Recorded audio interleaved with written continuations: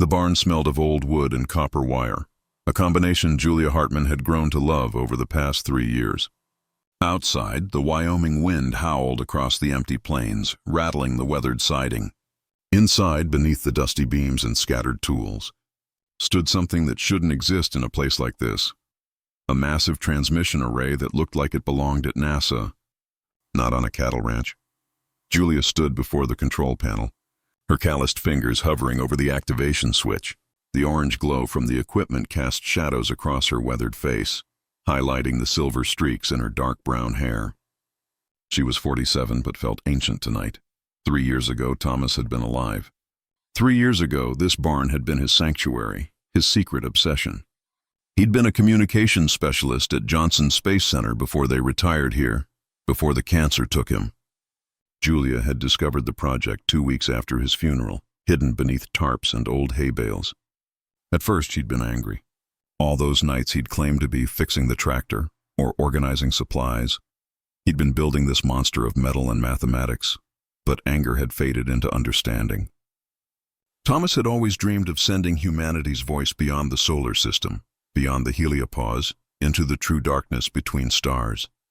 The official projects had been too slow, too bureaucratic, so he'd built his own. For 2.5 years, Julia had let the equipment gather dust. She'd tried to sell the ranch, tried to move closer to her daughter in Seattle, tried to forget. But every time she packed a box, she'd find herself back in the barn, staring at Thomas's unfinished masterpiece. Then came the decision. 6 months ago, on a night when the loneliness felt like it might crush her completely, she'd opened Thomas's notebooks. Pages and pages of calculations, antenna designs, frequency modulations. And on the last page, written in his careful handwriting, "Jules, if you're reading this, finish it. Send something beautiful into the dark," so she had learned. Electrical engineering had never been her specialty. She'd been a structural engineer, designing launch platforms and satellite frameworks. But grief was a powerful teacher. She'd taught herself radio astronomy, signal processing, and electromagnetic theory. She'd ordered parts from 12 countries, maxed out 2 credit cards, and spent every evening in this barn instead of the empty house. Tonight was November 14th. 3 years since Thomas died. Julia reached into her jacket pocket and pulled out a small digital recorder. Inside was a file she'd transferred from their old wedding video, their vows, spoken 26 years ago in a small church in Houston. Thomas's voice, strong and certain. Her own voice, younger and full of hope. "Here goes nothing," she whispered to the empty barn. She pressed play on the recorder, connected it to the input jack, and flipped the activation switch. The equipment hummed to life. Power surged through the cables Thomas had laid, through the amplifiers he'd calibrated, through the massive antenna array mounted on the barn's roof. The transmission beam shot skyward, invisible but powerful, carrying 2 voices into the cosmic ocean. Julia closed her eyes and listened to their younger selves making promises they'd kept until death separated them. When the recording ended, the equipment automatically shut down, leaving only silence and the Wyoming wind. She locked the barn and walked back to the empty house, not knowing that her signal was already racing past Mars, past Jupiter, heading toward a place where another lonely person had been listening. The email arrived on a Tuesday morning in May, 6 months after Julia had fired the transmission. She was in the garden, pulling weeds from the vegetable patch Thomas had planted their first year on the ranch. The notification chimed on her phone, and she almost ignored it. Most emails these days were condolences from people who'd just heard about Thomas, or spam promising miracle cures for grief. But this subject line made her stop. Deep Space Signal, 2024-11-14. Frequency 1420.4 MHz. Julia's dirt-covered hands trembled as she opened the message. "Dear Signal Originator, my name is Marcus Okoye. I'm a radio astronomer at the South African Radio Observatory in Cape Town. 6 months ago, I detected an unusual transmission originating from coordinates matching rural Wyoming, USA. The signal was remarkable not for its power, but for its content and timing. I believe you transmitted a personal message into deep space. I am writing because I did the same thing. My wife Rebecca died 14 months ago from a sudden heart attack. She was a physicist who dreamed of humanity making contact with other civilizations. In my grief, I used the observatory's equipment during off hours to send my own message outward, a recording of Rebecca reading our daughter's bedtime stories. I never expected a response. But then your signal crossed paths with mine in the space between Earth and Mars. Our messages literally passed each other in the void. The mathematical probability of this is astronomical, pardon the expression. I have spent weeks debating whether to contact you, but I believe Rebecca would have wanted me to reach out. Sometimes the universe answers in unexpected ways. If you are willing, I would like to correspond. Not as scientists, but as two people who understand what it means to shout into the darkness, hoping someone hears. Respectfully, Marcus Okoye. Julia read the email 3 times, sitting in the dirt between tomato plants and wild sage. Her eyes burned with tears she'd thought were long exhausted. Someone had heard.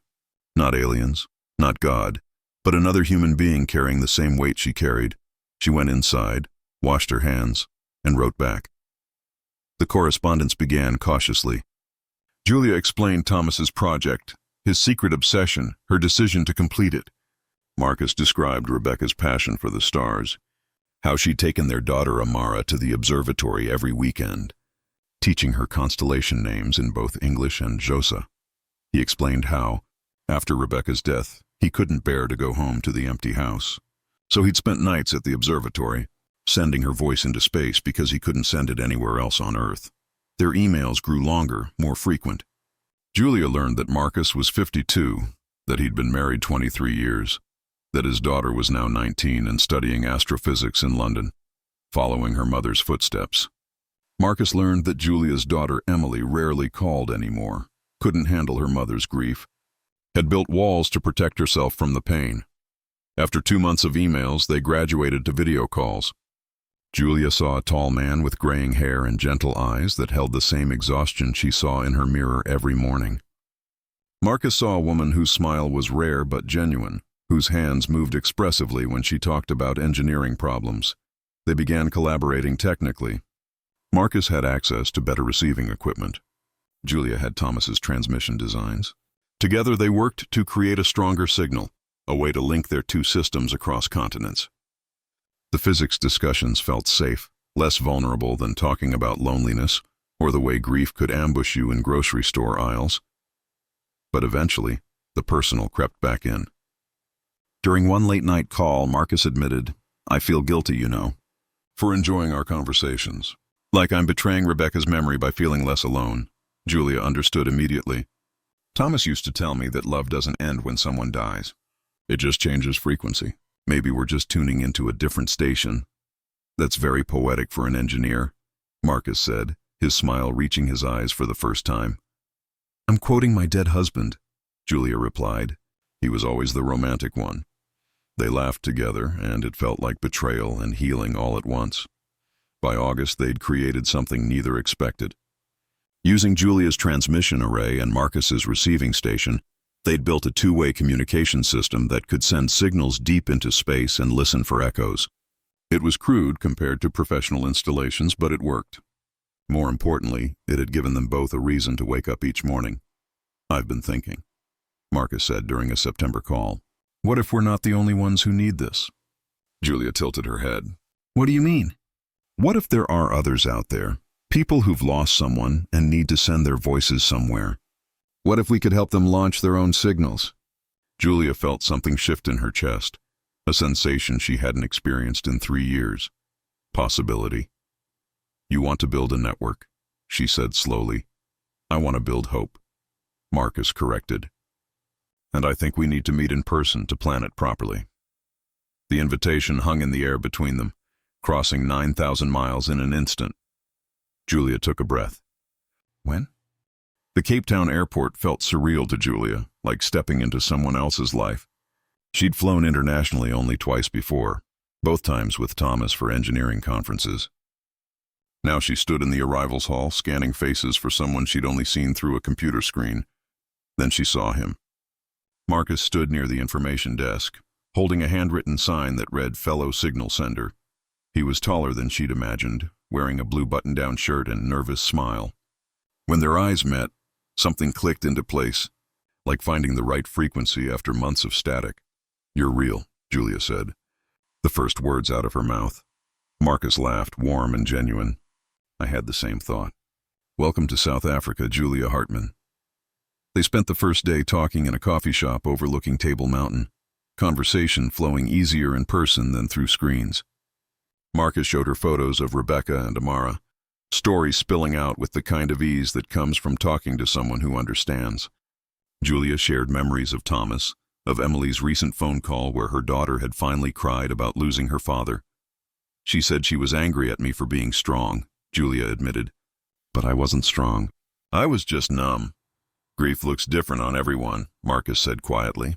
Amara thought I was handling it well because I went back to work so quickly. She didn't know I was spending every night in the observatory, talking to equipment instead of people.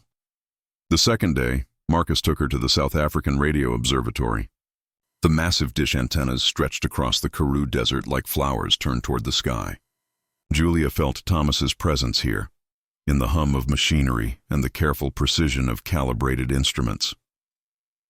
This is where I sent Rebecca's voice, Marcus said, standing beneath the primary dish. I thought it was just a desperate gesture.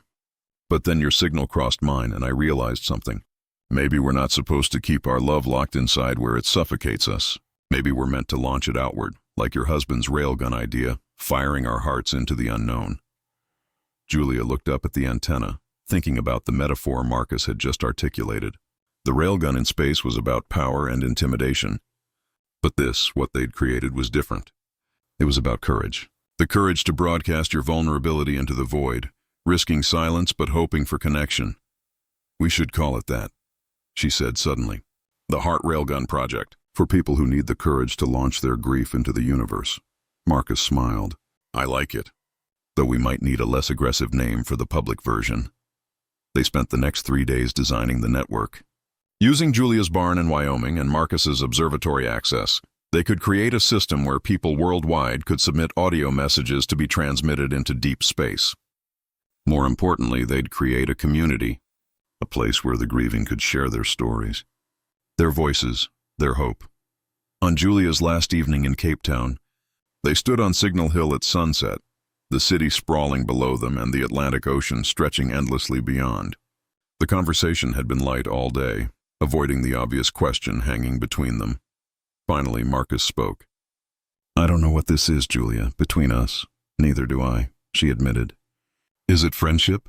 Is it two broken people holding each other up? Is it something more? Does it need a label right now? Julia considered this. No, maybe it just needs to exist. Like our signals in space, we don't know where they're going or what they'll find. We just know they're traveling toward something. Marcus took her hand, the first physical contact beyond their initial handshake. I'd like to keep traveling if you're willing. Toward something? Julia asked. Toward anything. Together. 3 months later, the Heart Railgun Project, officially renamed the Hope Signal Initiative, launched online. Julia and Marcus appeared in a video explaining their story, how two grieving people had sent messages into space and found each other instead. They invited others to submit recordings, memories, love letters to the departed, anything that needed to be released into the cosmos. The response was overwhelming. Within weeks, thousands of submissions arrived from every continent. Widows and widowers, parents who'd lost children, children who'd lost parents, all of them needing to fire their love like a weapon against the silence of loss. News outlets picked up the story. Astronomer and engineer create global grief network through space communications, read one headline. Love signals, how two people turn tragedy into connection, read another. Julia divided her time between Wyoming and Cape Town now, spending months in each location. Emily had visited the barn for the first time in years, standing in the space where her father had worked, finally understanding his dream. Amara had come home from London for Christmas, helping her father and Julia process submissions, adding her mother's scientific precision to their project. On the 1-year anniversary of their first email, Marcus came to Wyoming. They stood in Julia's barn, surrounded by the equipment Thomas had built and Julia had completed. The transmission array hummed with power as it prepared to send another batch of messages skyward. Thomas would have loved this, Julia said. Not just the technology, but the purpose behind it. Turning something meant for exploration into something for healing. Rebecca would have appreciated the irony, Marcus added. We sent messages hoping aliens might hear us. Instead, we heard each other. Julia pressed the activation switch. The barn filled with that familiar hum, the sound of voices being launched into the infinite dark. Somewhere in that signal stream was a recording Julia had submitted last week. Not her wedding vows this time, but something new. A message of gratitude. For Thomas's dream, for Marcus's courage to respond.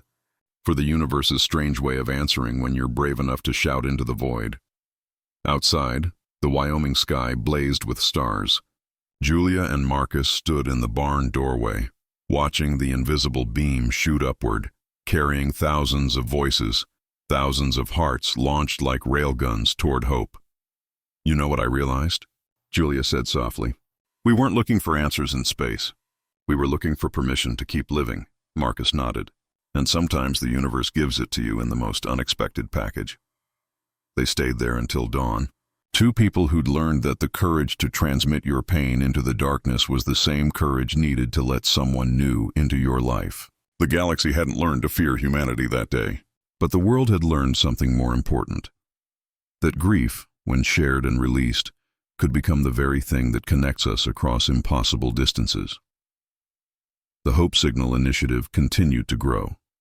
Julia and Marcus became advocates for grief support, speaking at conferences, writing articles, helping others build their own transmission projects. The barn in Wyoming became a pilgrimage site for people who needed to physically stand in the place where someone had the courage to fire their heart into the unknown. And every few months, Julia would record a new message, not to Thomas anymore, but to the universe itself, thanking it for teaching her that love doesn't end when someone dies. It just changes form, traveling at the speed of light toward anyone brave enough to listen. In the end, the railgun was never about destruction. It was about launch, about propulsion, about the explosive force needed to escape gravity's pull. Julia and Marcus had fired themselves out of grief's orbit, not leaving their lost loves behind, but carrying them forward into whatever came next. That was the story the world learned. That was the courage they shared. And somewhere in the space between Earth and the stars, two sets of wedding vows still traveled outward, eternal and unbroken, proof that love could survive even the vacuum of space.